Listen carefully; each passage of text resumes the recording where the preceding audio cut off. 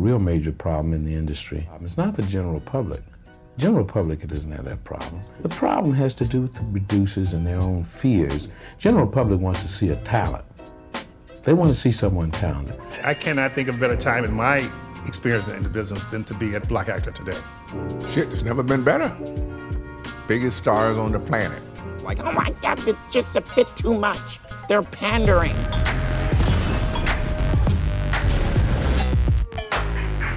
Success is the road you travel. Did you get up today and did you work toward your dream, or did you sit back and did you complain? Because that's wasted time. John Boyega is back in the news with his never-ending, always evolving Star Wars sequels experience. And this time, surprise, surprise, it's the fans' fault that his character was diminished to a pathetic sidekick that spends 3 movies chasing the white girl as the figure of a teenage boy. I did like John, but boy, I haven't seen an actor try and milk this much sympathy and attention out of a single role since Ahmed Best decided he never wanted to get a real job, that it was just easier to guilt Disney into giving him work over the years. Your answer is correct. Yes. Now, John has talked about his disappointment in making Star Wars before, but for some crazy reason, the target of who is to blame for his disappointment has changed. Apple TV has just released a 2-part doco called Number 1 on the Call Sheet. The film explores the experiences of leading black actors in Hollywood, with part 1 centered on black men and part 2 on black women. It's nice of Apple TV to divide the doco into 2 parts for our viewing pleasure. Interesting and insufferable. No, just kidding, I shouldn't say that. I've only seen part 1. It's going to stay that way. The show is full of huge stars, as well as John Boyega. Not really sure why he was included. John also didn't get the memo about the theme of the show, which is the uplifting journey black actors have gone on since Sidney Poitier slapped a white arsehole in the 1967 movie In the Heat of the Night. The general feel of the documentary is a positive look on how black actors broke on through and took over Hollywood. What I wanted to do, at the top of the mountain, bring people up and create more mountain. If you've got Apple TV, or you sail the 7 seas, it's worth a watch. But in the 1970s, you see an explosion of black self-expression.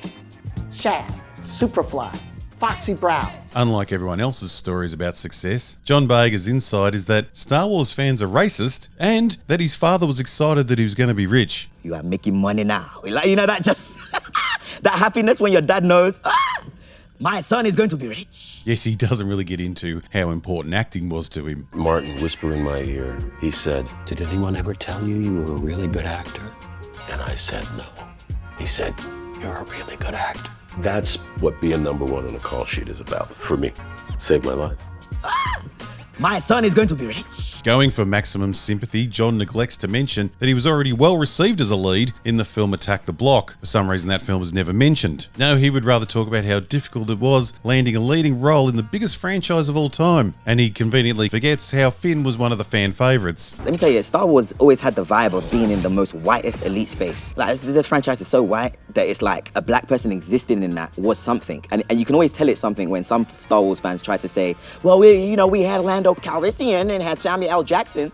It's like telling me how many cookie chips are on the cookie dough. I'm like, bro, they just scattered that in there, bro. First of all, his analogy about the cookie chips doesn't make sense because the chips are the best part of the cookie that gives the whole cookie the flavour. Chocolate chip cookies are loved because of the chocolate chips. No one wants a chocolate chip cookie with no chocolate chips. The more chocolate chips, the better. So that's a big fat 0 for the analogy, John. Poor John here is treating Star Wars as if it's some corporation that has been trying to keep the people down, not a creative story from someone with a vision. A story that revolves around one family. Luke being a certain colour, sort of dictates the colour of his family. Brother, sister, father, mentors, friend 1, friend 2. You're not doing too bad there, John, are we? And John's memory also seems to be very selective. He only mentions Lando Calrissian and Samuel L. Jackson. Well, we had Lando Calrissian and had Samuel L. Jackson. Now, out of respect, he should have either said Lando Calrissian and Mace Windu, or Billy D. Williams and Samuel L. Jackson. Not a big deal, but if you are going to be talking about getting respect in the film industry, you might want to show some respect to Billy D. Williams, because, he earned it. Now, to also be fair, there ain't a lot of humans in the prequel movies, but the ones that are there are very mixed. And he also seems to forget that one of the biggest stars to come out of the original movies and the prequels, a star so popular he got his own series, a horrible series I admit, but again, that's not our fault, was Boba Fett, and his father Jango Fett. I'm not sure how John Boyega categorises people, but Tamira Morrison isn't exactly white. And don't worry, Jimmy Smits, we haven't forgotten you either. Oh my God, it's just a bit too much. And another fact that our friend John here is not considering is that the original films were shot in the UK. According to Wikipedia, in 1981, the black population of the United Kingdom was only at an estimated 1.2% of the total population. There was a massive jump in the 70s from the 0.4% of the population in the 60s. So most of the black people in the UK in the late 70s, early 80s, when Star Wars was made, were immigrants that were new to the country. How many of them do you think were trying to survive in their new land while also acting at the Royal Shakespeare Theatre? I'm guessing not many. And if anyone should have some understanding about this, it should be John, seeing as he was born in London to Nigerian immigrants. The fact that times and demographics used to be different isn't important to a spoilt brat trying to get attention. If only John had watched the wonderful British movie To Sir With Love, starring Sidney Poitier, a giant of an actor who actually broke down stereotypes and became a huge leading man. That film shows the makeup of London exactly 10 years before Star Wars was made there. It's Sir. He teaches our more up at North Quay. He's only got an hour for his lunch, that's all he's got.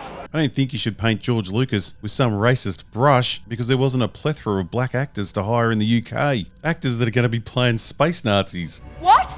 You're far too trusty. But John goes on, and this is where he really changed his story and gets quite offensive. They're okay with us playing the best friend.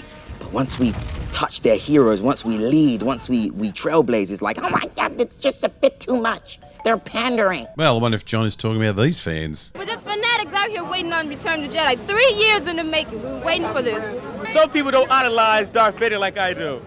See, I want him to get Luke. I guess Darth Vader will die. I'm not sure. I hope he doesn't. I love his black. Oh my God, it's just a bit too much. They're pandering. It might be hard for John to believe, but there was a time that race wasn't used as a tool to divide fans, a tool that Disney loves to use. It wasn't used as a tool to also bolster one's own career. And yes, don't believe I have to say this, yes, racism exists in the world, and luckily exists in a very small proportion of the population, not across a whole fandom. The international hit about laser swords, wizards, and princesses doesn't really seem like the natural space for white supremacists. The biggest surprise was to see all of them together at the end playing Pinochle and having a great time. I wished I was there, and I'm going to try to get a part of the next movie myself. This has left me practically utterly speechless, actually, but it was the best one ever. Films like Star Wars used to bring people together. It's the reason why it was the biggest franchise of all time. And I think most people realise the millions of people that love those films weren't all white. Lando may have been one of just a few, but he was loved because of who his character was, not because of the colour of his skin. We thought he was cool because he was bloody cool. When we played Star Wars in the backyard, every kid was happy to be Lando. C-3PO, on the other hand, was the one we were all iffy about, but that's a different problem. The biggest annoyance with John's remarks is how he's changed his tune. Back in 2020, he was very clear about who was to blame for his diminished place in the Star Wars story. He felt the pain of going from what everyone thought would be a leading role with a great story arc to a pathetic sidekick. Ray, I never told you Ray! I still remember very clearly that first teaser trailer. I got goosebumps watching it. After living through the not-so-good prequels, the idea of getting a story about a turned stormtrooper who may have force powers sounded amazing. It got everyone excited. Out of everyone disappointed with the sequels, John was the most ripped off. And as I said, in 2020, he came out and said it. He put the blame squarely on Disney, Lucasfilm, Kathleen Kennedy and J.J. Abrams, which he should, because it was their decision to push the all-powerful Ray on us over Finn. It's the bloody biggest disappointment of those movies. And trust me, I've talked about it many times. But now, with the hope of maybe more Star Wars roles in the future, I'm guessing John wants to get in on those Ray movies. So now the studio is innocent and we the public are to blame. He's a proper faggot. The fans didn't reduce his role. They didn't reduce his role chasing the Chinese market. The fans also didn't shrink him on the Chinese poster. The fans liked him, as they liked Lando, Mace Windu and Jango Fett. Well, we won't be seeing him again.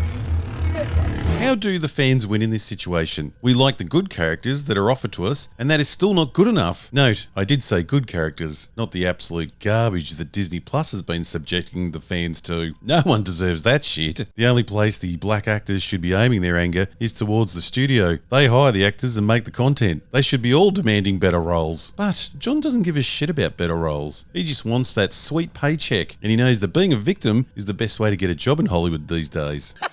That happiness when your dad knows, my son is going to be rich. So, it's a pity John didn't learn anything from the doco he's in, #1 on the call sheet, because that documentary clearly showed all the work black actors had done before him, as well as how all the truly big stars never saw themselves as victims. What do you think about the state of the industry today with the opportunities for black artists? Shit, it's never been better. Biggest stars on the planet. I cannot think of a better time in my experience in the business than to be a black actor today.